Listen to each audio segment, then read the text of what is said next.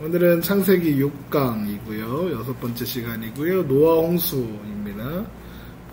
창세기 7장부터 8장까지의 이야기를 다뤄보려고 합니다. 지난 시간에 보면 5장, 6장에서는 뭘 다뤘냐면 사람들이 하나님이 그냥 내버려 두니까 어떻게 되는가. 죄의 가운데로 급속하게 들어가는 모습을 우리가 보았죠. 그래서 하나님의 아들들과 사람의 딸들이 혼인하여 그리고 더 가인의 후예들의 모습들을 닮아가기 시작했다. 그래서 하나님은 그 죄를 다스리시기 위하여 노아를 구별하시고 노아를 선택하신 후에 그들에게 120년의 세월을 주셨고 그리고 노아에게 홍수를 대비한 방주를 지으라 했다. 이제 그렇게 하면서 이야기가 끝났습니다. 자, 이제 그리고 하나님은 어떻게 심판하시고 또 그 심판 가운데에서도 하나님은 어떻게 구원하시는가에 대한 이야기가 이제 7장과 8장에 이어서 나오게 됩니다. 구절은 총 6챕터로 나뉘어지고요. 방주로 들어가라는 명령이 나오고 홍수가 시작하고 그리고 물이 넘치고 물이 물러가고 마른 땅이 드러나고 그래서 노아가 방주에서 내려오고 제사 드리는 장면까지입니다. 그리고 이제 이후에 하나님이 그 제사를 받으시고 하나님이 축복하시고 이제 생육하고 번성하라는 축복 주시면서 이렇게 하는 이야기가 9장부터 또 이어지게 될 거예요. 그 내용은 이제 다음 시간에 살펴보도록 하고 오늘은 7장과 8장만 먼저 살펴보도록 하겠습니다. 방주로 들어가라는 명령이 떨어졌죠. 방주가 완성된 다음에 하나님은 노아와 가족들에게 배에 들어가라고 명령하셨습니다. 7장 1절 보죠. 여호와께서 노아에게 이르시되 너와 내 온 집은 방주에 들어가라. 이 세대에서 내가 내 앞에 의로움을 내가 보았습니다. 여기 보면 하나님이 노아와 노아의 가족들을 방주에 들어가게 하는 이유가 뭐냐 하면 마치 노아가 의롭기 때문이다 라고 말씀하시는 것처럼 보여요. 그러니까 이 문장은 그런데 그렇게 해석하면 안 됩니다. 그러니까 이 문장은 이렇게 번역되는 게 더 옳아요. 거기 보면 이 세대에서 내가 의로운 자라고 내가 선언한다. 그러니까 무슨 말이냐? 하나님께서 노아를 의롭다고 선언하신다라는 의미가 더 많아요. 더 가깝죠. 그러니까 노아의 의로움은 노아가 방주를 열심히 지었고 또 하나님의 말씀에 잘 순종을 했고 때문이 아니라 하나님께서 선포하시고 하나님께서 이루시고자 하시는 계획이 성취되어서 그가 이제 의로운 자다라고 된 거죠. 그래서 그는 이제 새롭게 만들어진 인류의 대표자로서 새로운 아담으로서 하나님이 선택하셨고 인류를 보존할 자로 하나님께서 세우신 거예요. 그러니까 내가 의롭기 때문에 너를 구원한다 이 말이 아니라 내가 너에게 은혜를 베풀어 너를 의롭다고 선언한다 이러는 거죠. 그래서 우리 지난 시간 6장 8절에서는 뭐라고 했었냐면 노아가 여호와께 은혜를 입었다. 노아는 의인이고 당대의 완전한 자고 하나님과 동행했다 이거예요. 그러니까 뭐냐면 노아는 결함이 없어서 노아는 하나님 앞에 100% 순종한 사람이어서 하나님께서 그를 의롭다 하신 것이 아니라 하나님께서 그에게 은혜를 주시고 하나님이 그를 선택하셨기 때문에 하나님은 선택하신 자를 완전하게 하신다라는 이야기가 지금 연결되는 거예요. 그래서 그 내용하고 연결해서 생각하시면 되고요. 3번을 보시면 노아의 의로움이 노아의 가족들을 구원하죠. 그런데 재미있는 게 뭐냐면 노아의 가족들의 이름, 방주를 타라 타라고 명령할 때 가족들의 이름은 명시되지 않아요. 이제 나중에 가서 방주에 탈 때는 이름이 나오는데 지금 방주에 타라라는 명령이 떨어졌을 때는 이름이 없어요. 그럼 무슨 말이냐? 노아의 가족들은 다 구원받을 거예요. 무슨 말이냐? 노아의 집에 의탁하는 자는 다 구원을 받을 수 있는 거예요. 그러니까 어떤 사람들이 있을까요? 그 집에 손님으로 오거나 나그네로 온 사람도 노아를 의지하면 노아에게 의존하면 구원을 받을 수 있다는 거예요. 그러니까 노아의 집에 들어온 모든 사람들이겠죠. 그러면 노아의 집에 어떤 사람들이 들어오겠어요? 믿음이 있는 사람들이 들어오겠죠. 그런데 이따가 확인하게 되겠지만 단 한 사람도 들어오지 않습니다. 이 모습은 우리가 예수님께 의존하는 자라면 누구라도 구원을 받을 수 있는 것. 그러니까 이 말씀을 통해서 하나님 뭘 말씀하시는 거냐면 노아를 의지하면 노아에게 의탁하면 누구든지 구원을 받을 수 있다라는 이야기를 선언하신 거예요. 그러면서 노아의 방주에 들어가기 전에 정결한 짐승 7쌍과 부정한 짐승 1쌍을 방주로 데려가라고 명령하셨어요. 6장 19절에서는 한 쌍씩이라고 했는데 지금은 뭐 7쌍, 1쌍 이렇게 돼 있는데 이 명령은 앞에서는 이제 전체적인 명령, 암수 1쌍씩을 들어가게 하는 명령이었고 이제 그게 더 구체화돼서 정결한 짐승 암수 7씩, 부정한 것은 암수 2씩이다 이렇게 돼 있죠. 7장 2절 보면 너는 모든 정결한 짐승은 암수 7씩, 부정한 것은 암수 2씩 4개로 데려오며 공중에서도 암수 7씩을 데려와 그 씨를 온 지면에 유전하게 하라 이렇게 되어 있습니다. 정결한 짐승이 7쌍 필요했던 걸 이따가 나중에 알아보겠지만 노아가 방주에서 내리자마자 하나님께 제사를 지내게 되기 때문에 그래요. 그리고 이제 노아 홍수가 끝나고 배에서 내린 다음에 어떤 말씀이 있냐면 그 정결한 짐승을 잡아먹어라 이런 말씀도 있거든요. 그래서 아마도 이제 첫 수확을 하기까지의 식량이 되겠죠. 그래서 어떤 사람들은 노아 홍수 이전에는 육식이 허락되지 않았었다. 이때부터 육식이 시작된 거다라고 말하는데 근거는 없습니다. 왜냐하면 우리가 계속 살펴보았지만 아담이 에덴 동산에서 쫓겨날 때 짐승이 죽는 것을 보았고 그리고 그것을 가죽옷을 해입는다는 걸 보았죠. 그러면 아마 에덴에서 쫓겨났을 때부터 육식의 풍습은 있었을 거라고 충분히 추론할 수 있죠. 그런데 노아의 시대에 와서 그런 말씀이 선포되는 건 뭐냐면 아직 경작할 만한 것이 그러니까 땅으로부터 얻을 만한 식량이 없었기 때문에 하나님께서 정결한 짐승 중에서 잡아먹어라 라는 허락을 주신 거죠. 그래서 7쌍을 태우는 겁니다. 그런데 재미있는 게 뭐냐면 부정한 짐승들도 배에 탄다는 거예요. 막말로 부정한 짐승이에요. 그럼 어떻게 하면 돼요? 안 태우면 되잖아요. 그럼 정결한 짐승만 남을 거 아니에요. 모기 이런 거 안 태워도 되잖아요. 그렇잖아요. 바퀴벌레 이런 거 안 태웠어도 될 거 아니에요. 뱀 뭐 이런 거 그런 거 안 태워도 되잖아요. 근데 다 타요. 한 쌍씩 다 타요. 부정한 짐승도 다 살아요. 물론 이제 그 부정한 짐승을 먹지 말라는 그 율법은 레위기나 가서 나와요. 그런데 이때도 이미 그 뱀으로 인해서 뱀처럼 행동하는 놈들은 아마 부정하다고 여겼을 거예요. 예를 들면 뱀, 장어, 미꾸라지 이런 거 있잖아요. 왜 추어탕 맛있어. 그리고 이제 우리가 정결하다라고 하는 짐승들과는 좀 다른 그러니까 이 부정한 거의 핵심이 뭐냐면 그 부정하다라고 할 때 뭔가 안 어울리는 거를 이렇게 해요. 그러니까 물고기인데 비늘이 없어. 이해되죠? 그리고 굽이 있는데 갈라졌어. 돼지 이런 거. 그런 거 얘기하는 거예요. 네. 아무튼 그러니까 좀 비정상적으로 보는 거예요. 그런 생물들을. 그런데 하나님이 그 부정한 짐승들도 다시 살리시죠. 하나님이 은혜로 하신다고밖에 할 수 없죠. 그런데 이 장면을 보면서 어떤 장면이 떠오르냐면 베드로가 요바에 와서 요바에서 기도하고 있을 때 하나님이 환상 가운데 부정한 음식을 담긴 접시를 이렇게 그릇을 보여주시면서 먹어라 하시죠. 우리 성경 공부할 때 옛날에 기억나요? 사도행전 11장에 그랬더니 이제 네.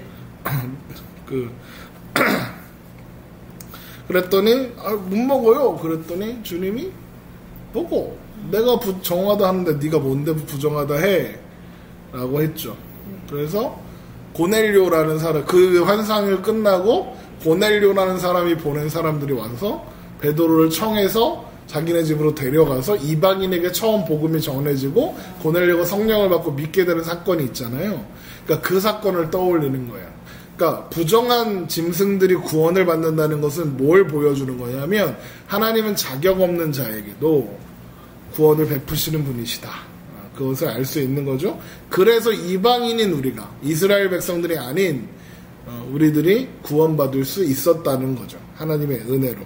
우리는 그래서 에베소서 2장 12절을 보면 에베소서 2장 12절 에베소서 2장 12절을 보세요. 그때 너희는 그리스도 밖에 있었고 우리죠. 이스라엘 나라 밖의 사람이죠. 우리죠. 네. 이방인들.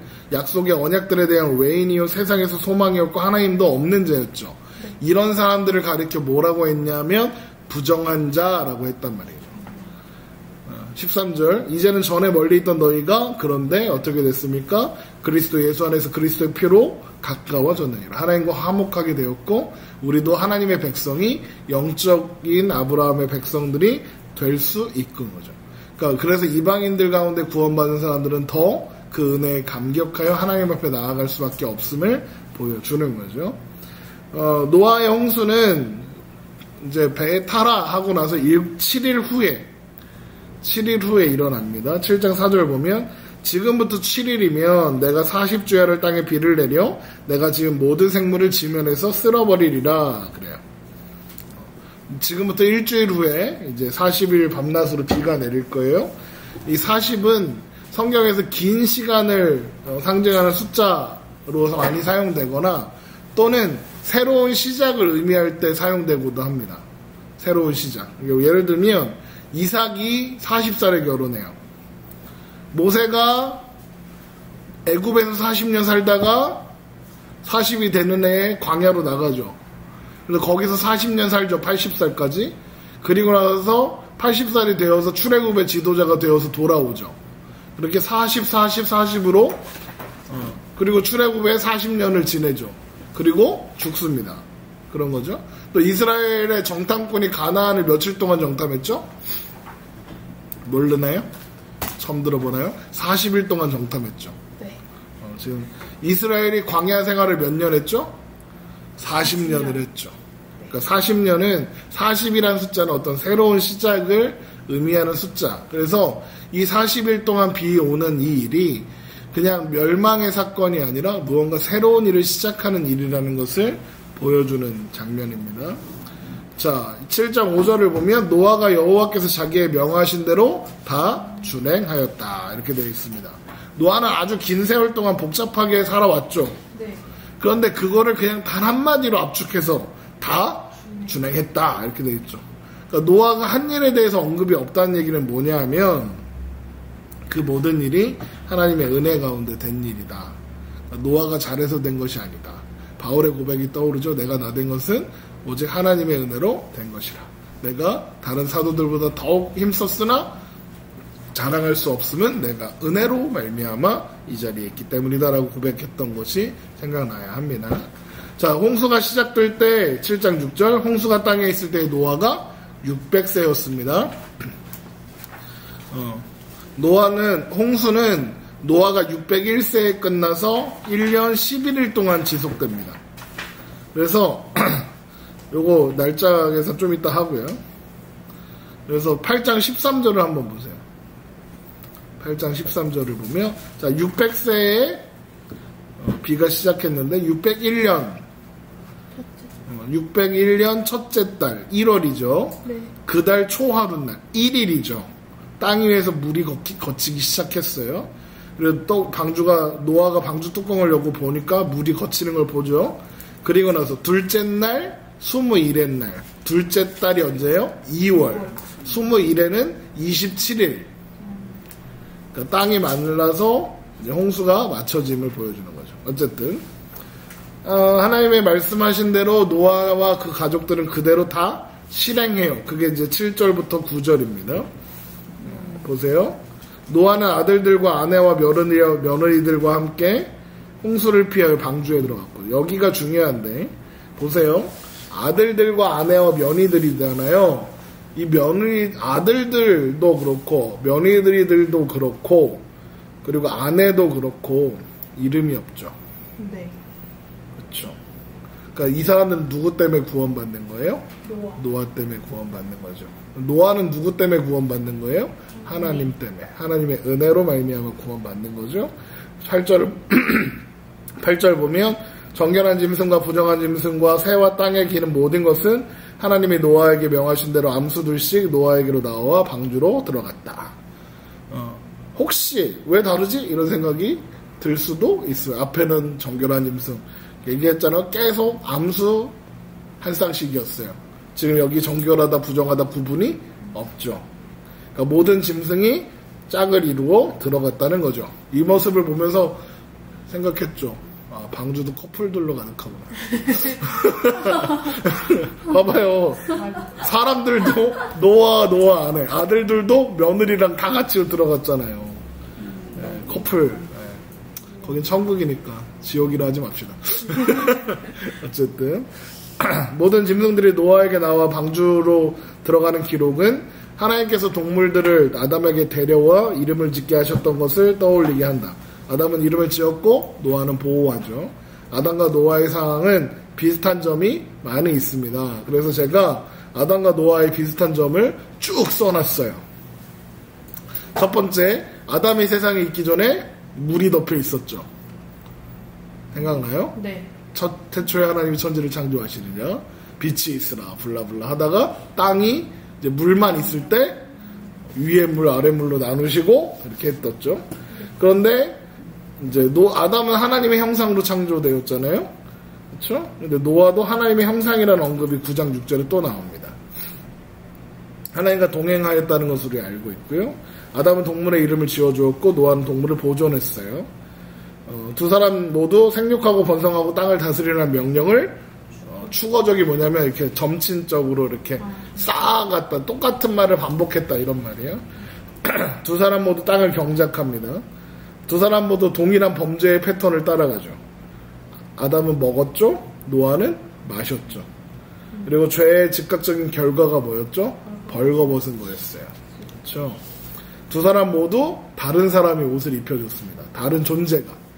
아담은 하나님이 입혀주셨고 노아는 아들이 입히죠. 아담의 죄의 결과 때문에 인류의 타락이 임했죠. 심판이 임했습니다. 노아의 죄로 인해서 가나안, 함의 아들입니다. 저주가 일어나게 되죠. 어쨌든 이건 이제 차차 살펴보고 10번 7장 10절 7일 후에 홍수가 땅에 덮이니 이렇게 되어 있죠. 하나님께서 노아에게 말씀하신 대로 7일 후에 홍수가 땅을 덮었죠. 노아와 그 가족들은 비가 시작되던 날에 방주로 들어갑니다. 그러니까 일주일 전에 명령이 있었고 그 일주일 동안 마무리 작업을 한 후에 비가 시작될 때 배에 탄 거예요. 일주일 동안 배에 타고 있는데 비도 안 오고 이런 거 아니고. 알겠죠? 이제 홍수가 시작됩니다. 7장 11절 보세요. 노아가 600세 되던 해 둘째 달 곧 그달 열일의 날이라 그날에 큰 기품의 샘들이 터지며 하늘의 창문들이 열렸죠.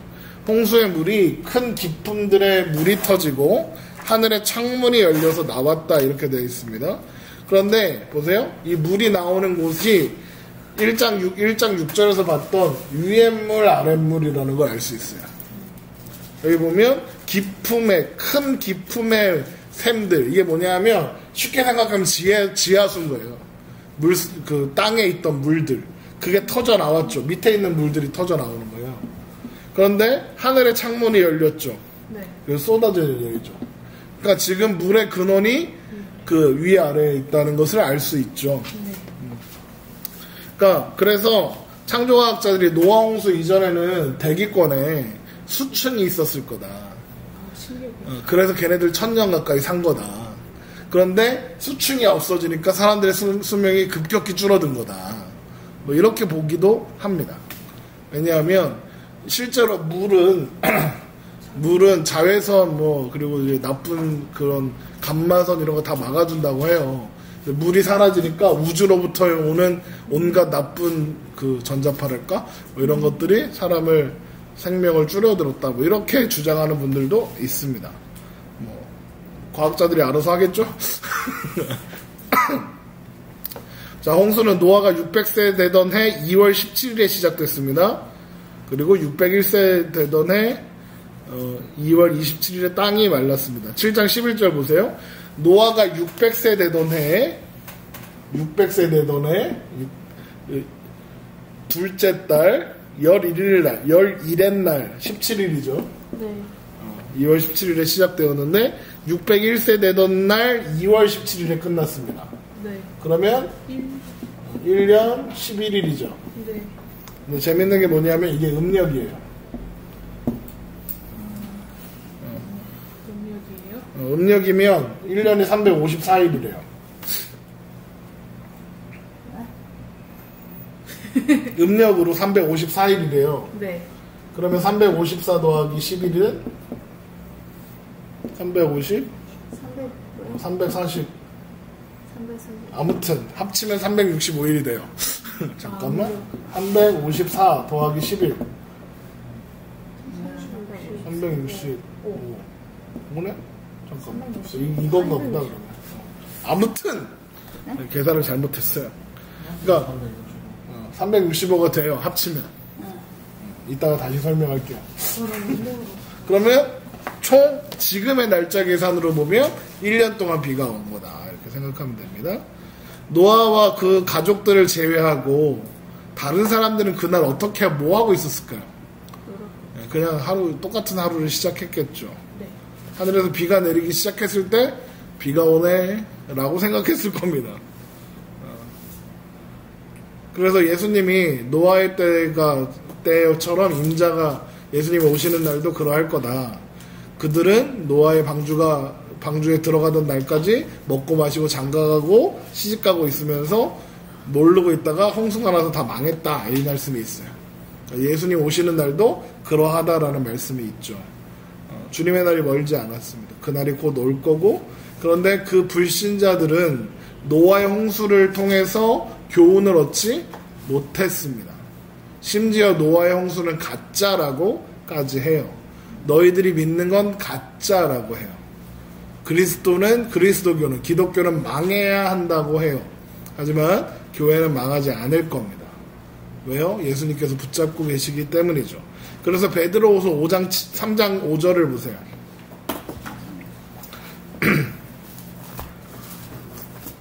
베드로후서 3장 5절.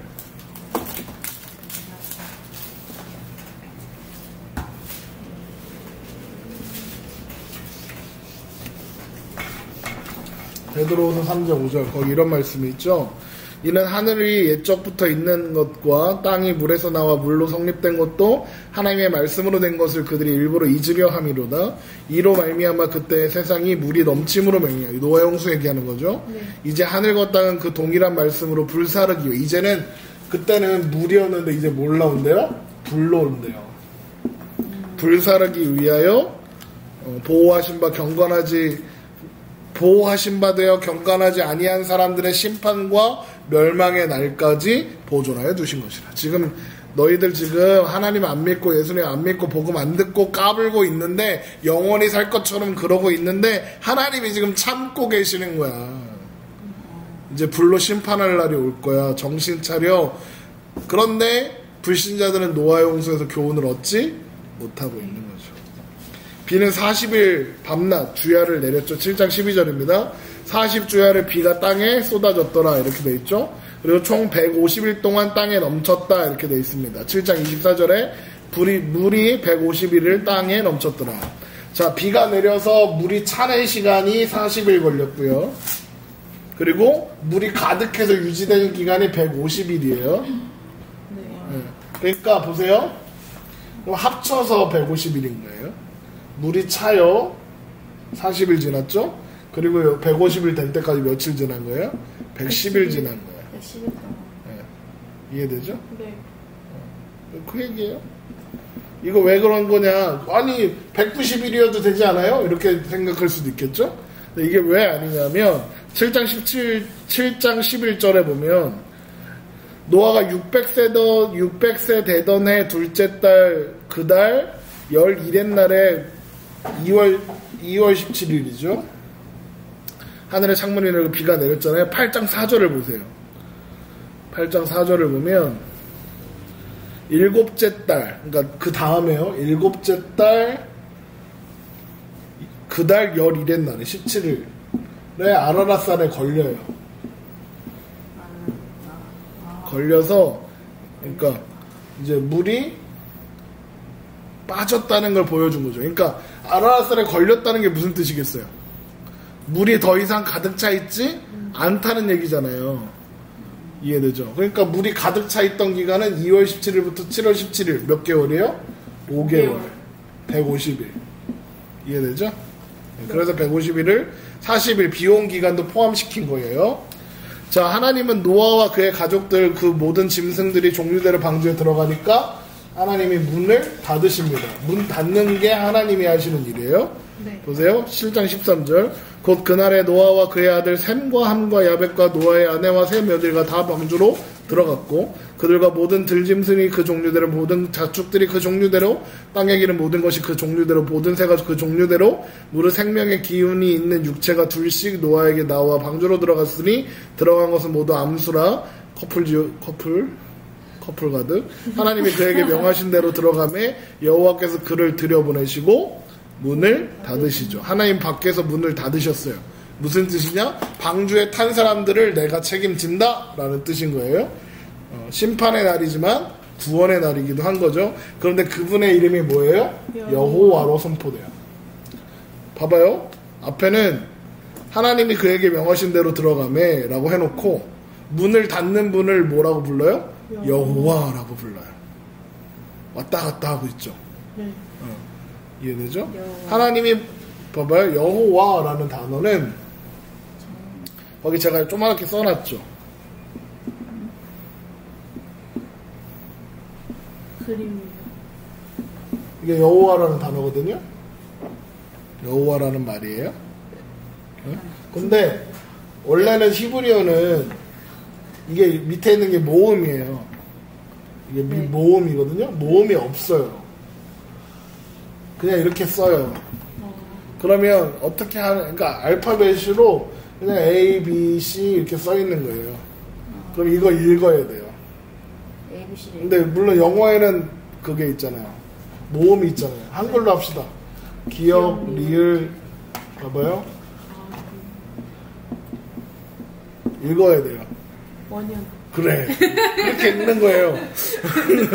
이해돼요? 그렇게 읽는 거예요. 히브리어는 그렇게 읽는 거였어, 원래 히브리어는 그랬단 말이죠. 그러니까, 그런데 이제 어떤 일이 벌어졌겠어요? 이스라엘이 자꾸 망하고 외세에 침략받고 그럴 거 아니에요? 네. 히브리어를 기억하는 사람들이 얼마 안 남은 거예요. 그래서, 그러니까 문제가 생기죠. 성경을 못 읽는 거예요. 히브리어를 모르니까. 그래서 어떻게 했냐면 7세기쯤에 이제 학자들이 모음을 붙이는 거예요. 읽는 법을 알려주려고. 그래서 그거를 뭐라고 그 모음을 붙이기 시작한 사람들을 뭐라고 하냐면 마소라라고 불러요. 그래서 그들이 기록한 성경을 마소라 사본이라고 해요. 해요. 그리고 우리가 쓰는 성경도 마소라 사본을 근거로 해서 번역되었어요. 중요한 성경이죠. 그런데 문제가 생겼어요. 왜냐하면 이거를 봐봐요. 옛날 히브리 유대인들은 하나님의 이름을 함부로 부르지 않았어요. 그러니까 문제가 생겼어요. 이걸 안 읽어요. 안 읽으니까 어떻게 됐을까요? 어떻게 읽는지 까먹은 거예요. 기억하는 사람이 아무도 없는 거예요. 그래서 이 학자들이 공부해야 될 거 아니에요. 공부. 어떻게 할까? 그러다가 이거를 그래 이게 나오면 얘네들이 어떻게 읽었냐면 아도나이라고 읽었어요. 아도나이. 이게 뭐냐면 주님 이런 뜻이에요. 로드, 퀴리오스 이런 뜻인데 이게 어떻게 쓰냐면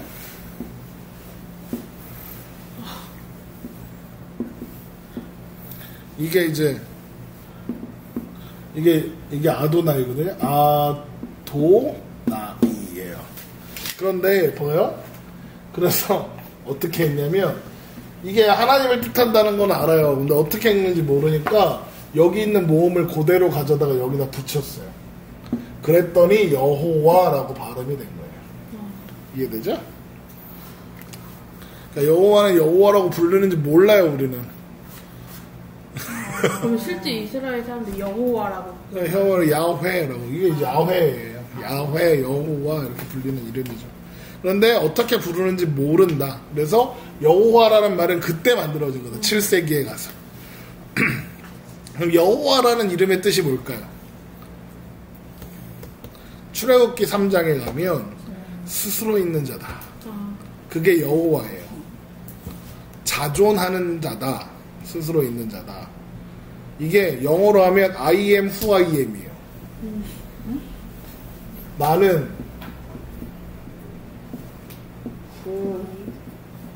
I 뭐예요? 나는 나다. 나는 나다 이런 뜻이에요. 이게 무슨 말이냐면 나는 현재 하는 하나님이다. 현재 하는 게 뭐예요? 언제나 일단 현재라고 불리는 모든 시간들 가운데 계시는 분이다. 그게 여호와라는 이름을 가진 뜻이에요. 그러니까 현존하는 하나님께서 지금도 그 찬양 뭐예요? 지금 여기 계시며 말씀해 주시는 하나님, 그게 여호와예요. 이해되죠? 네. 그게 무슨 찬양이지? 아무튼 네, 그게 여호와예요. 그러니까 그 여호와 하나님께서 문을 닫으셨다는 건 뭐예요? 현재라고 불리는 모든 날 동안 이 방주에 탄 모든 존재를 보호하시겠다는 뜻인 거죠. 자, 이제 물이 넘치기 시작합니다. 40일 동안 물이 쏟아져 나왔고 물이 차오르니까 방주가 떴겠죠? 물은 덤덤 많아져서 이제 방주가 그냥 뜬 정도가 아니라 바다를 그 물 위를 떠다니기 시작하고 이제 산들에 넘치더니 산들이 다 잠기고 산 위로 10억 유빗을 잠기죠. 10억 유빗은 6m예요. 이게 무슨 말일까요? 살아있는 존재는 아무도 없다는 걸 의미하는 거죠. 7장 17절 보세요. 홍수가 땅에 40일 동안 계속된지라 물이 많아져 방주가 땅에서 떠올랐고 물이 더 많아져 땅에 넘침에 방주가 물 위에 떠다녔으며 물이 땅 위에 더욱 넘침에 천하의 높은 산이 다 잠겼으니, 그러니까 제일 높은 산 지금 어디죠? K2? 뭐 에베레스트? 그 위로 6m를 더 잠겼다는 거예요. 엄청 많은 물이 쏟아진 거죠. 네. 물이 불어서 15규빗이나 오르니 산들이 잠긴지라 이렇게 됐죠. 비가 내리고 막 지하수가 터져 나오니 막 빵빵빵 지진도 막 일어나고 막 폭풍도 막 불고 난리가 났겠죠. 네. 근데 방주는 온전했어요. 그냥 물 위에 떠다녀요. 근데 제가 지난 시간에 뭐 했죠?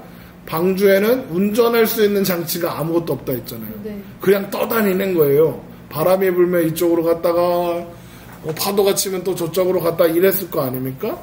그런데 그 방주에 탄 사람은 아무 어려움 없이 방주에서 나올 거예요. 왜요? 하나님께서 그들을 보호하시고 지키시니까요. 그러니까 노아가 무사히 그 여정을 마치고 방주에서 나온다라는 말은 노아가 뭘 잘해서 나오는 게 아니라 하나님의 은혜로 나오게 된다는 것 알게 되죠. 물이 온새 7장 21절 보세요. 땅 위에 움직이는 생물이 다 죽었으니 곧 새와 가축들과 들짐승과 땅에 기는 모든 것과 모든 사람이라. 육지에 있어 그 코에 생명의 기운에 숨이 있는 것은 다 죽었더라. 보세요. 땅 위에 있는 생물들이 다 죽었어요. 그런데 그래서 익사했다라는 하고 하면 되는데 그렇게 표현 안 하고 뭐라고 했냐면 그 코에 생명의 기운에 숨이 있는 것들은 다 죽었더라 이렇게 돼 있어요. 이 말이 뭐냐면 하나님이 사람을 창조하시고 흙으로 지으신 후 어떻게 하죠? 그 코에 생기를 넣어 생명이 되게 하신지라 이렇게 되겠죠. 그게 뭐였냐면 생명이라고 했잖아요. 그러니까 지금 이 사람들이 죽은 건 물에 빠져 죽은 게 아니라 하나님이 생명을 주시는 하나님이 그들에게서 떠났기 때문에 죽었다 라고 하는 거예요. 그러니까 이해돼요? 무슨 말인지? 네. 그냥 숨 못 쉬어서 죽었다는 얘기가 아니라. 네. 자, 7장 23절은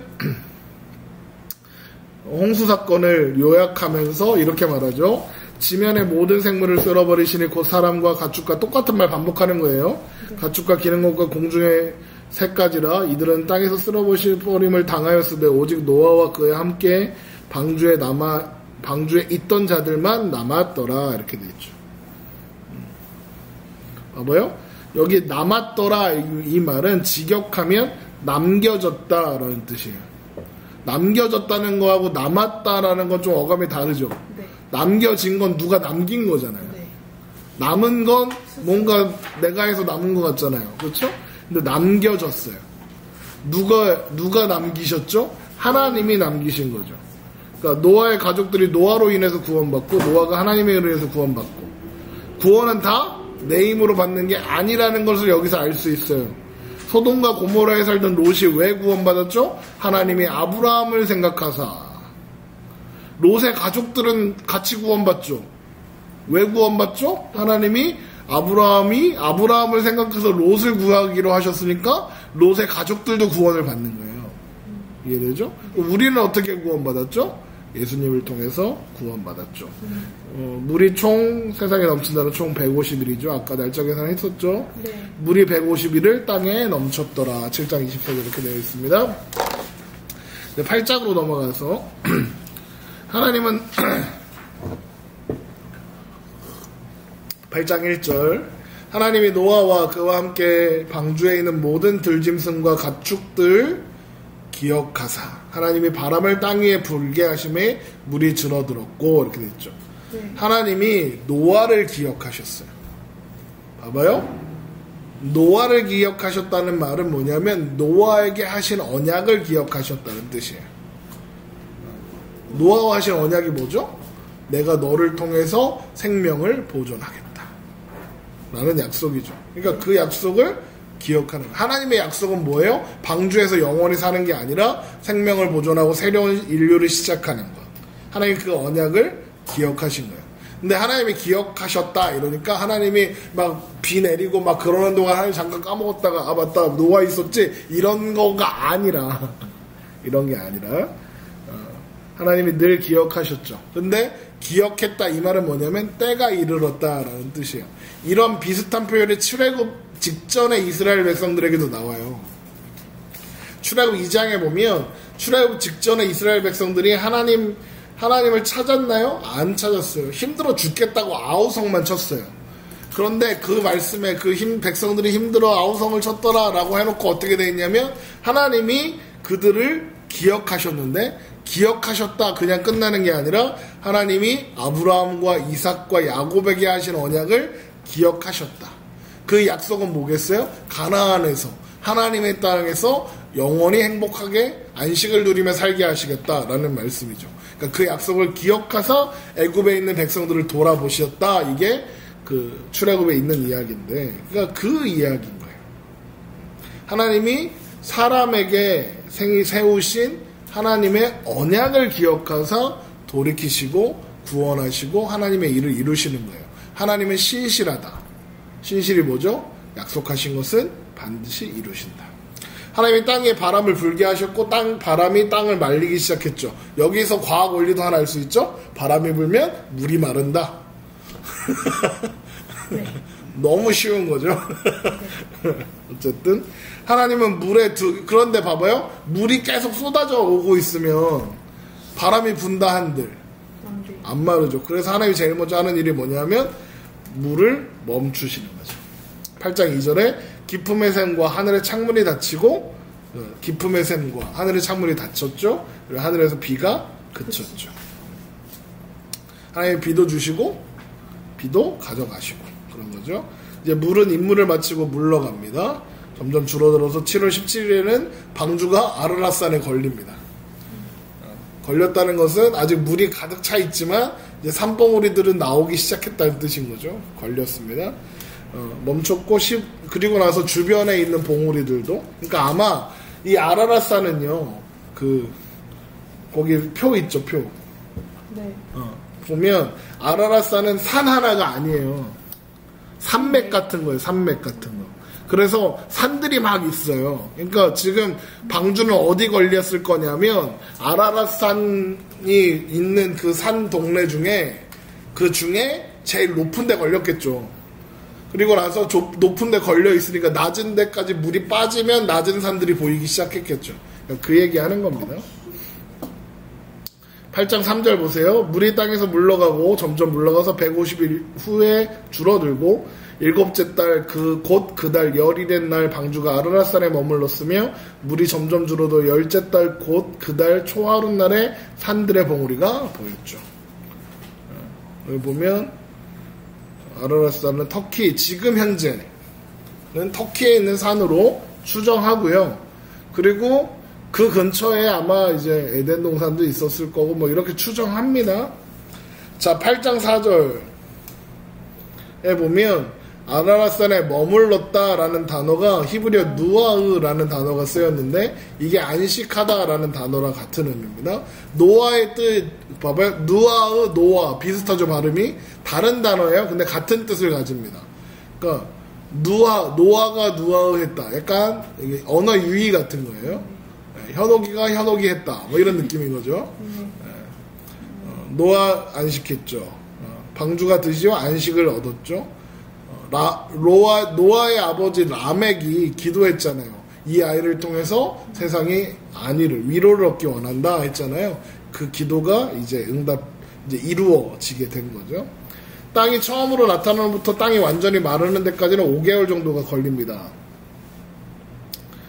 이따가 13절에서 보게 될 거예요. 자, 마른 땅이 드러납니다. 8장 6절부터 봅니다. 40일을 지나고 노아가 그 방주에 낸 창문을 열죠.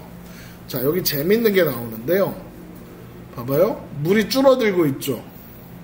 그런데 노아는 언제 방주에서 내릴지 몰라요.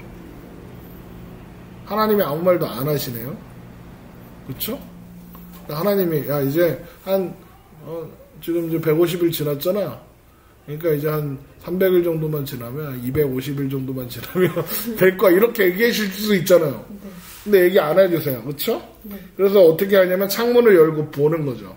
그래서 뭘 하냐면 까마귀를 내보내고 그리고 비둘기를 이어서 3번 내보냅니다. 8장 7절 보세요. 까마귀를 내놓으면 까마귀가 물에 땅이 마르기까지 날아 왕래하였더라. 왔다 갔다 했다는 얘기죠.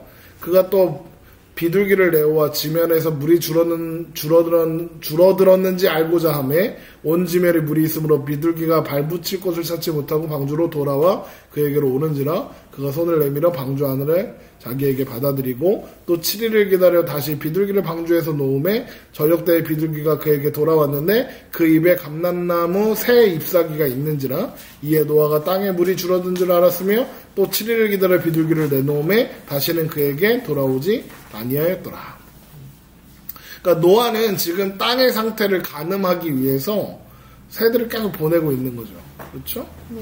그러니까 결국에는 돌아오지 않아서 이제 나갈 때가 됐구나 라고 알게 되는 거죠. 그러니까 보세요. 아까 얘기했죠. 계속 하나님이 야 비 올 거야 방주 지어 방주 어떻게 짓는 거야 뭐 이렇게 다 알려주셨죠. 야 이제 비 올 거야 배 타 해줬죠. 문 닫았어 그랬는데 말을 안 해. 이제 언제 내릴지 언제 다시 땅에 드러나게 돼서 땅에서 살게 될지 말씀하시질 않아요. 그냥 기다리면서 그날을 가늠하고 있어요. 그러니까 무슨 말이냐면 노아는 이 항에서 아무것도 할 수 없는 거예요. 나가볼 수도 없고 어떡할 거예요. 그렇죠? 그러니까 기술이 없는 거예요. 아예 기술이. 결국 노아가 배에서 온전히 내릴 수 있는 것은 하나님의 은혜 때문에 내리게 된 것이다. 세 번째 나간 비둘기가 감람나무의 새로운 잎사귀를 가져왔죠. 이제 땅이 새 잎을 내고 있다는 것을 의미하고요. 그리고 감람나무라는 게 또 의미가 있습니다. 감람나무는 하나님 앞에 제사 드려지는 향기로운 감람류를 만드는 그런 나무죠. 결국 땅의 모든 물이 거치고 모든 땅이 마릅니다. 13절 보세요. 601년 첫째 달 곧 그 달 초하룻 날에 땅 위에서 물이 거친지라 노아가 방주 뚜껑을 제치고 본즉 지면에서 물이 거쳤더니 둘째 날 21일 날에 땅이 말랐더라. 그러니까 13절에 보면 그 달 첫째 달 601년 1월 초하룻 날 1일이죠. 14절에서는 2월 27일이죠. 요 사이에 1월은 거쳤고 말랐고예요. 그러니까 1월 1일에는 아직 물이 남아있는 거예요. 물이 좀 남아있는 거죠. 그런데 그러니까 생각해봐요. 그러면 그 정도일 땐 나가도 돼요, 안 돼요? 아, 네. 되죠. 나가려면 나가지 왜. 물이 좀 있는 건데 아직 세상이 다 물로 차 있는 건 아니잖아. 땅도 다 나오고 나무도 있고 막 그런데 나가도 되는데 그냥 있어요. 물이 완전히 마를 때까지 기다리죠. 물이 완전히 말랐어요. 그러네요. 네. 아까 그 1년에 354일 맞는데? 354일 음력 11일 더하면 365일 맞아요. 1년. 아까도 이렇게 계산했나? 네. 근데 이때가 한 명이 나는데 있었어요. 왜냐하면 거기 지금 계속 날짜를 어떻게 하고 있냐면 601년 첫째 달 그 달 초하루 날 이 초하루 이런 이 날짜를 세는 단위들이 다 달을 기준해서 날짜를 정하는 거라고 해요. 그리고 이스라엘은 전통적으로 계속 음력을 그러니까 달을 기준으로 해서 날짜를 정했고 그리고 그 가장 결정적인 증거가 창세기도 창세기 1장에 보면 저녁이 되고 아침이 되니까 달이 뜨는 게 하루예요. 그러니까 그래서 음력으로 추정하는 거예요. 그래서 1년 꽃밥 왔다 이렇게 생각하시면 됩니다. 이제 방주에 있는 동안 처음으로 하나님은 노아에게 말씀하십니다. 8장 15절 하나님이 노아에게 말씀하시되 그러니까 이때까지 하나님이 아무 말씀도 안 하신 거예요. 네. 노아는 언제 내리지 이러면서 새 보내고 이러고 있는 거죠. 그리고 방주에서 내리라 라는 말씀을 하십니다. 15절 하나님이 노아에게 말씀하여 이르시되 너는 내 아내와 내 아들들과 내 며느리들과 함께 방주에서 나오고 너와 함께한 모든 혈육 있는 생물 곧 새와 가축과 땅에 기는 모든 것을 다 이끌어내라. 이것들이 땅에서 생육하고 땅에서 번성하리라 하시매. 그러니까 봐봐요. 노아가 비둘기를 3번 보냈잖아요. 마지막 비둘기는 안 돌아왔죠. 그럼 뭘 알겠어요? 이제 돌아가도 되겠구나 알고 있었죠. 근데 노아가 바로 안 내리고 방주 안에 있었어요. 그렇죠? 자기가 다 확인했죠. 내려도 되죠. 그런데 하나님의 말씀을 기다리고 있는 거예요. 그리고 또 생각해보면 문을 누가 닫았어요? 그 문은 누가 열까요?